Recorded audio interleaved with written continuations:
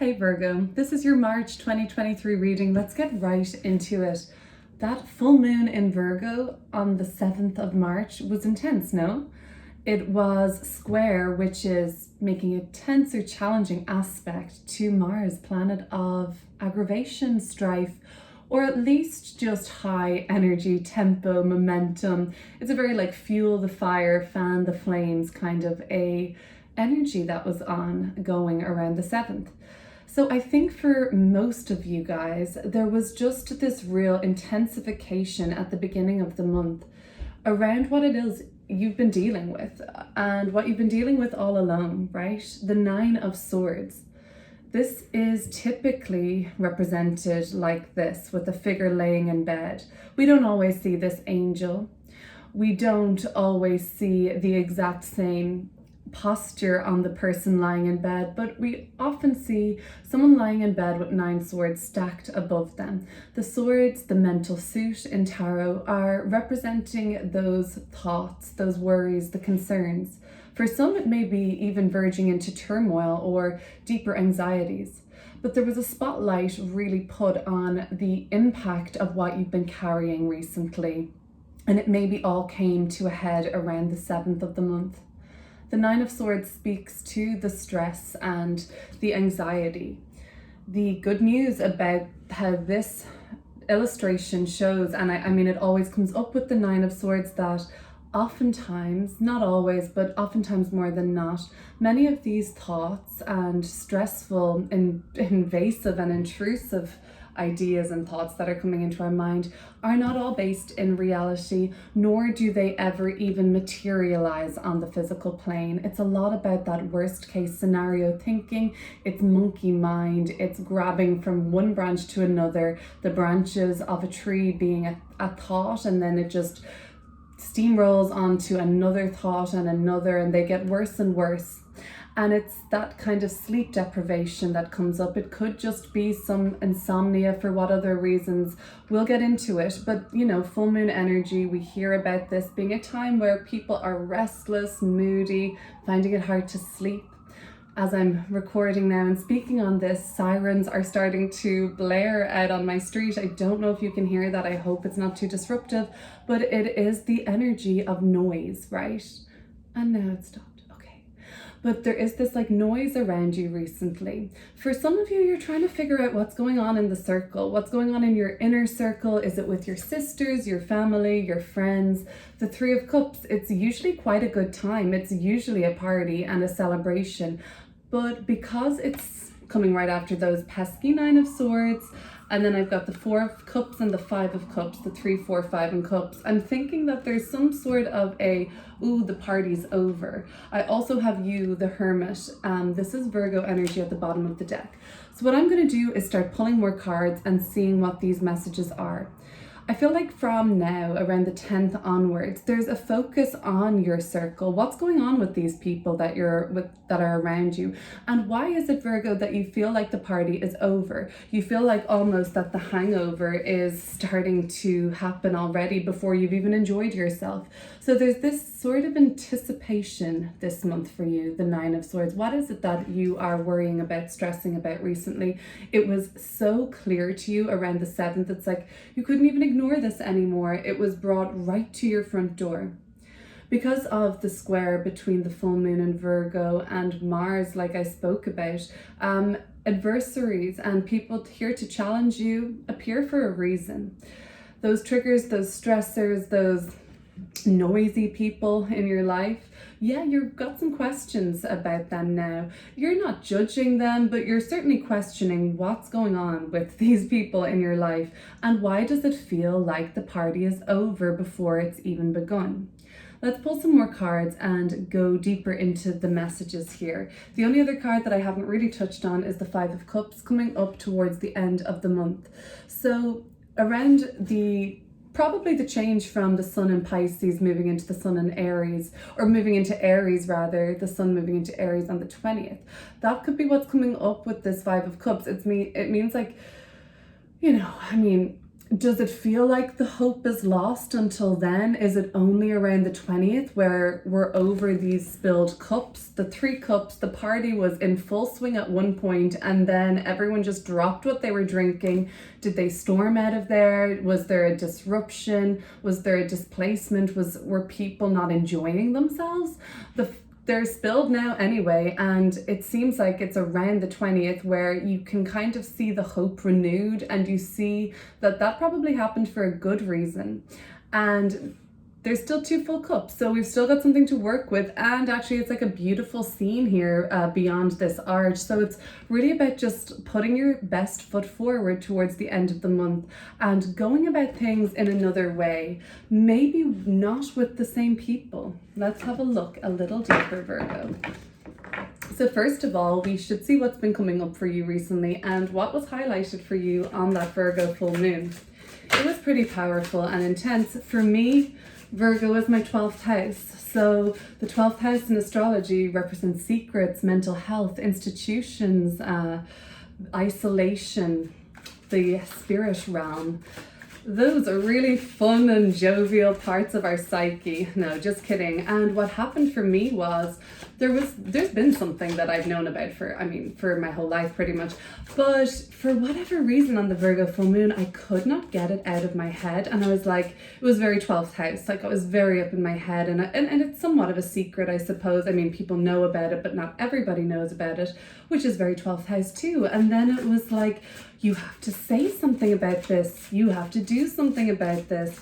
And whatever that power of the Virgo full moon made me really like, it was right in my face. I could no longer ignore certain things. So that could have been what you may be picking up on too. Like these, when you know, all of our stresses and triggers and turmoils are going to be different from one another, but something is bothering you, it would suggest, and it couldn't really be ignored much more by you. And the Virgo full moon had a great way of doing its thing. Virgo is cleansing, Virgo is purifying, detoxifying. So if there is something there, Virgo is going to be the critic with the fine tooth comb and the magnifying microscope and looking at that pretty deeply. And it's hard to ignore the cracks we're showing, I think, for some.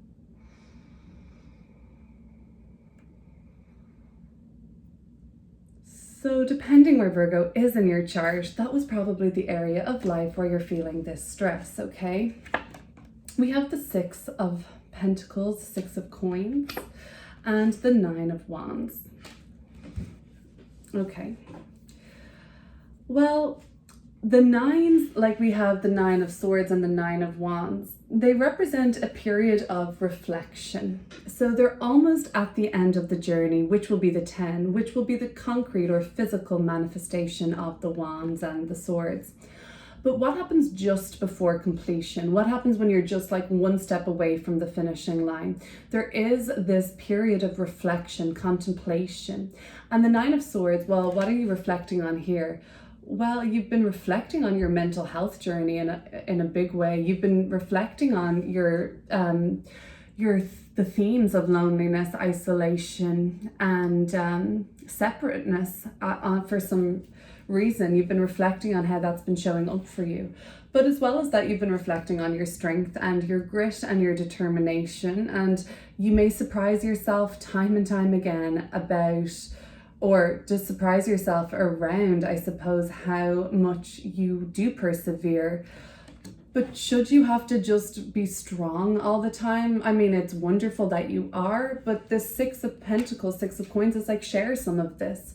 Yeah, maybe you have a bad taste in your mouth, or you have at least concerns around some of the people in your life. They could be family, they could be chosen family or otherwise, biological or otherwise, but people that really are around you a lot and you kind of are emotionally involved with.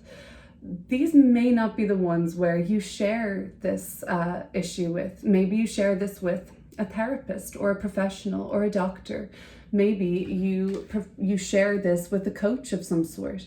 Maybe you share it with your highest self. Maybe you're in the gym in a workout class. The 9 of Wands is really competitive. You could be doing something like, I'm seeing like martial arts or boxing.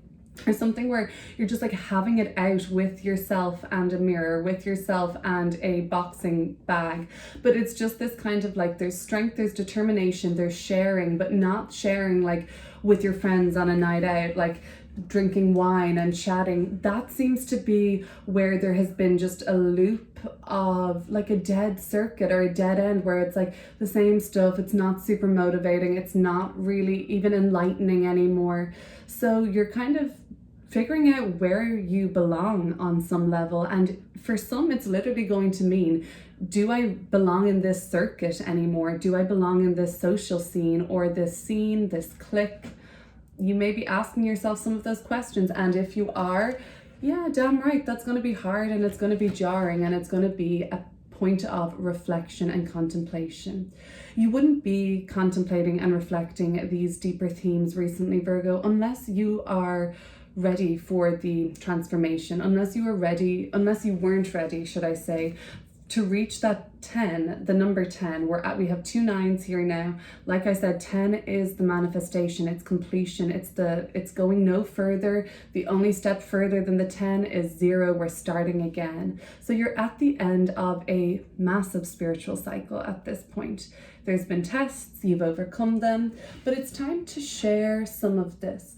Charity, developing your skills around your empathy, and advocating or doing something selfless, being selfless. You may have found that you have no other choice recently but to be selfless, and that means having to put somebody else's or other people's needs ahead of your own.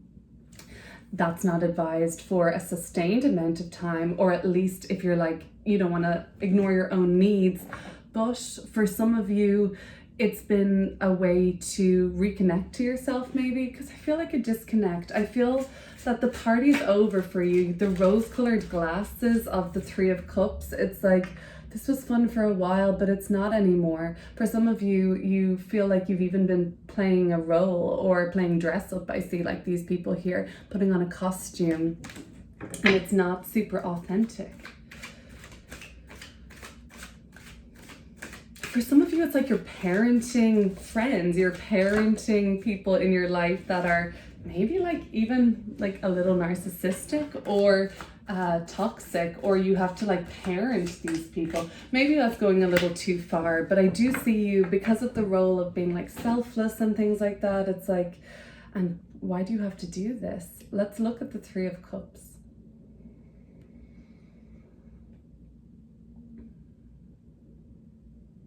You may be having to take responsibility for others more recently.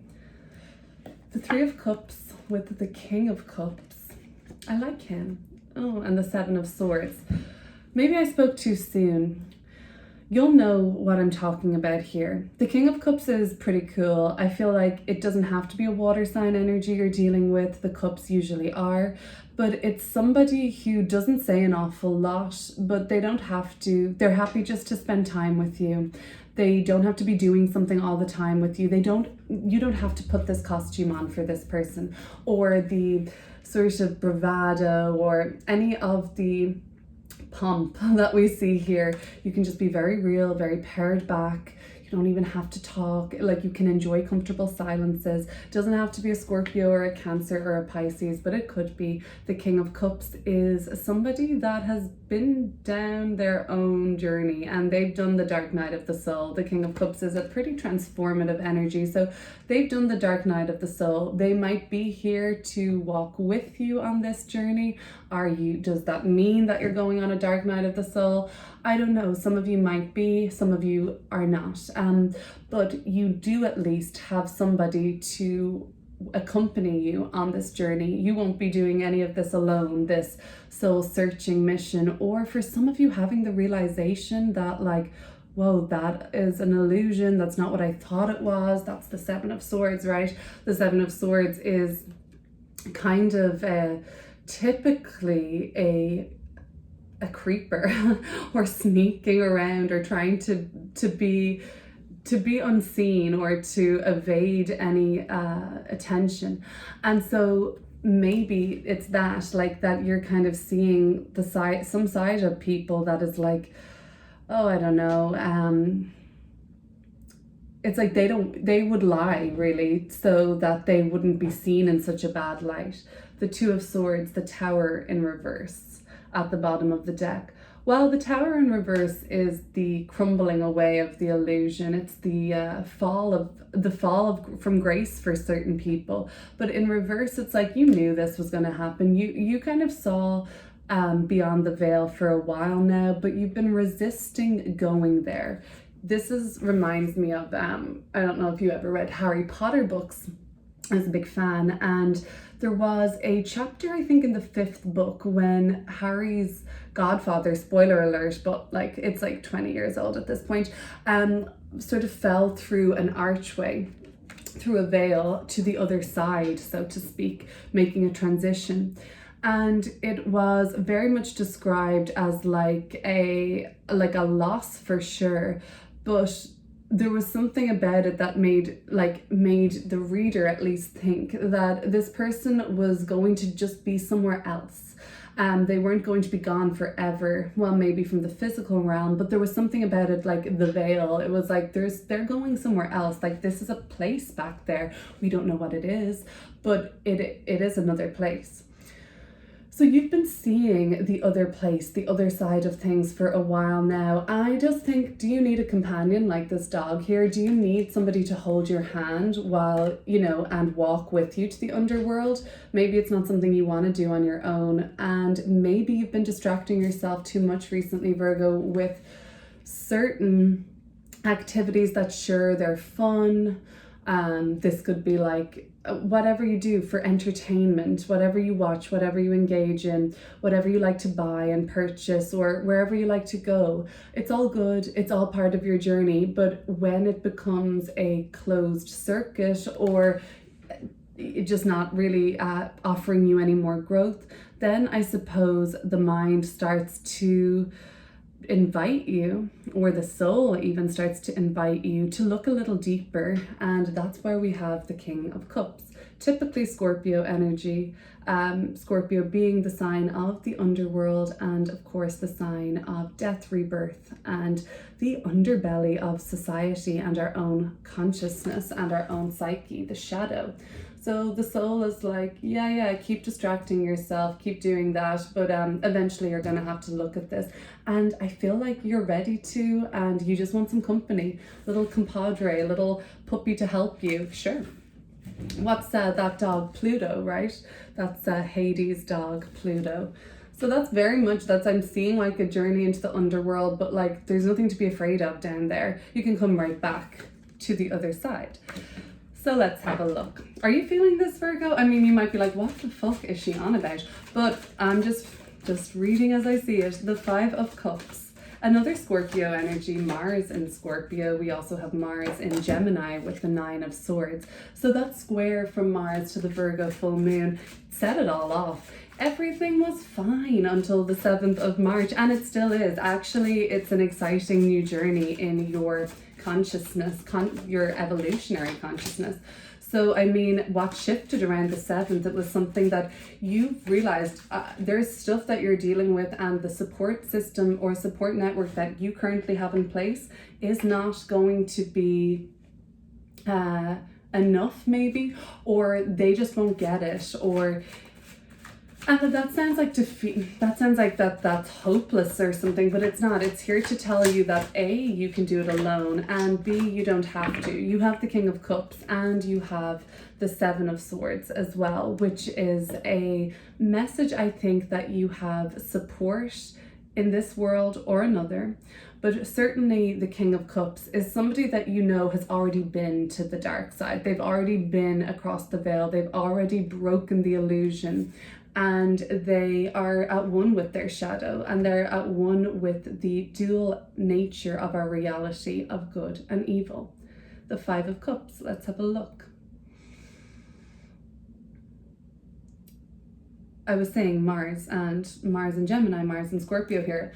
Mars is in Gemini, actually. How did I not think of that? Anyway, so Mars is in Gemini. On the 7th, it made a square to Virgo, the Virgo full moon. And after that, Mars just like kicked into motion this like radical breaking down of illusions in your life. The High Priestess, super psychic energy and super intuitive energy, and the Seven of Wands. So the High Priestess, there is a new moon on the 21st of March, around the same time as the vernal equinox, the spring equinox on the northern hemisphere. And there is a massive shift there. It's a good shift for you overall, and I think for many of the signs. What I'm seeing here is that like deep, entrenched, psychological, emotional funk you're in, and I'm saying these things as if they're not beautiful and valid for you. They're amazing. It's I commend you for going on this journey. But also it's like you've realized that the party is over. You've realized that like the hangover hits before anything has even happened. So it's that kind of like anticipation and dread, and you don't want to be working with those energies. Around the vernal equinox, there's quite clearly a shift when you accept things for how they are and move towards what lays beyond the veil here. This archway, just like the archway on the High Priestess's card here, it's like there is more than what meets the eye, and now you want to know what that is. The Seven of Wands is like a nice scene. It's the spring equinox, like that's what I see here. I see settlers building some sort of a community for the first time. And there is like a new life with the Seven of Wands. There's gusto. It's a fiery energy. We've been needing that fiery energy. It's been a lot of like swords and cups and emotions and thoughts and emotions and thoughts. It's like, I just want to act. I want to get things done. I want to like spring clean, spring in my step, and like connect with people that are also highly motivated and also energized. Maybe the people that you've been connecting with recently have been just very deep, very much like mirrors for, like maybe you reject these mirrors. You're like, oh, I don't like that. But really that rejection or that trigger is just helping you see your own shadow.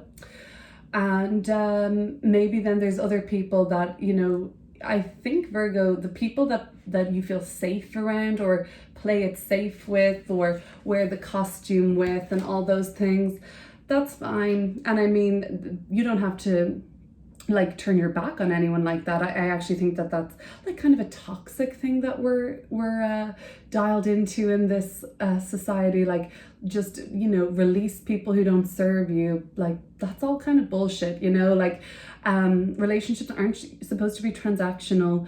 It's called boundaries. That's what you can do, have boundaries there, but you don't need to like, you know, totally cut ties with or turn your back on people, you know. Everyone's working at their own time and on their own journey. It's important to remember that. And I think you do. I think you kind of are remaining like, I think you're on a good perch where like you're starting to unravel this scroll. And what is this scroll? It could be the mysteries of the universe. It probably is knowing the High Priestess. That's what she's all about. The mysteries, what's beyond the veil. And the answers are here on the scroll. Do you want to look? Do you want to see? Because it's there, the writing's on the wall if you wish. And until then, or when that happens, then you will feel that sense of the flame is lighting here, a bit more life and less emotions, less thought processes, just living, right? And that's the shift around the 20th. The sun moves into Aries where it's exalted. There is a new moon in Aries on the 21st, and the vernal equinox is then too. Very fresh energy for the end of the month. But yeah, maybe there's a bit of a trudge through the underworld, so to speak, until you get there. Okay, Virgo, thanks for watching, and I will link your latest relationship reading down below. It's over on my Patreon, exclusive over there. If this sounded like it was maybe about a relationship, maybe you could check that out if you're interested. If not, consider subscribing. That would be really great. Bye.